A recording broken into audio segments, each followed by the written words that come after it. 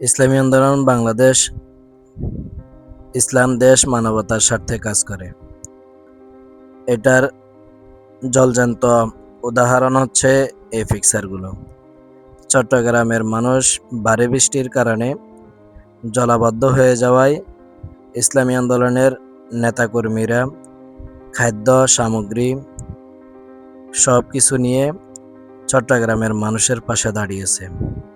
এর জন্য ইসলামী আন্দোলনকে মনে প্রাণে সবসময় ভালোবাসি। ইসলামী আন্দোলনের নেতাকর্মীদেরকে ভালোবাসি, তাদের কাজকর্মকে ভালোবাসি। আপনার কাছে ইসলামী আন্দোলনের কাজকর্মগুলো ভালো লাগে কিনা অবশ্যই কমেন্টে জানিয়ে যাবেন। তো বলতেছিলাম, ইসলামী আন্দোলন বাংলাদেশ সবসময় মানবতার কাজ করে,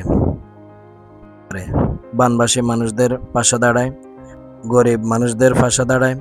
তারা সবসময় নিজেদেরকে মানুষের পাশে দাঁড়িয়ে সবসময় নিজেদেরকে আল্লাহ তাআলার প্রিয় মানুষ হওয়ার চেষ্টা করেন। তারা নিঃস্বার্থ ভাবে কাজ করেন, তারা কোনো এটার বেনিফিট পান না এবং তারা নিজেদের মনে করে কাজ করেন।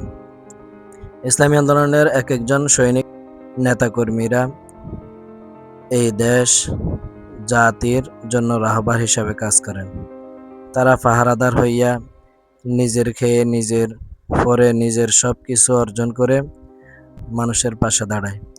এজন্য ইসলামী আন্দোলনকে সবসময় ভালোবাসি, ইসলামী আন্দোলনের সাথে থাকবো, ইসলামী আন্দোলনের সাথে নিজেদেরকে সম্পৃক্ত করব এবং ইসলামী আন্দোলনের জন্য সবসময় মন খুলে দোয়া করব।